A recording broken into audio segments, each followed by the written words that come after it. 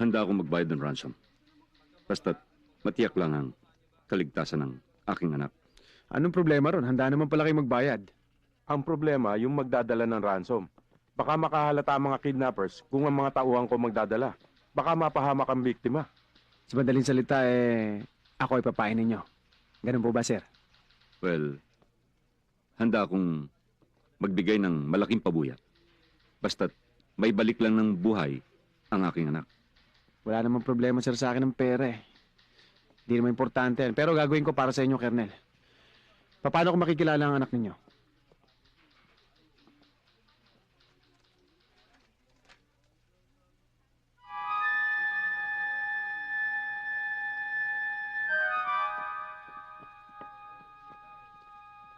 Nako.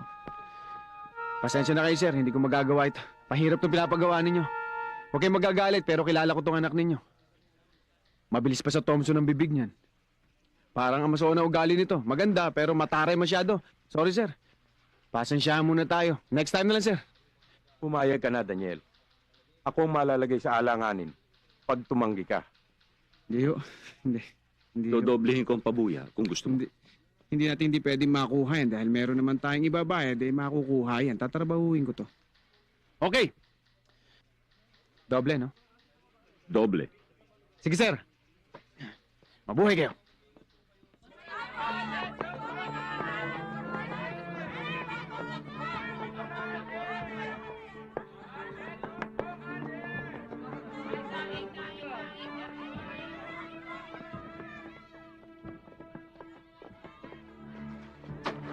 Nasaan si Don Armando? Na-high blood dahil sa inyo. Dala mo? Siyempre. Alangan pa naman nagpunta ako dito para mamalengke lang. Kunin nyo. Sandali. Kailangan pakita niyo muna sa akin si Miss Castillo. Sigurista ka rin, eh? Siyempre. Mahirap na.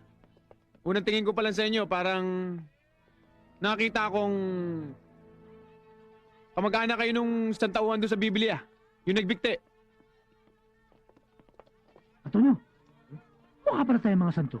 Tiro mo, nasa Biblia tayo. Anong santo? Si Judas yun, tanga! Ilabas niyo si Miss Castillo.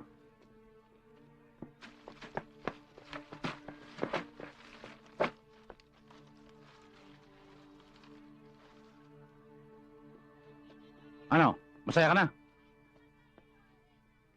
Ang pera? Palakarin niyo muna dito si Miss Castillo. Ibabato ko sa inyo yung pera. Sige, lakad na.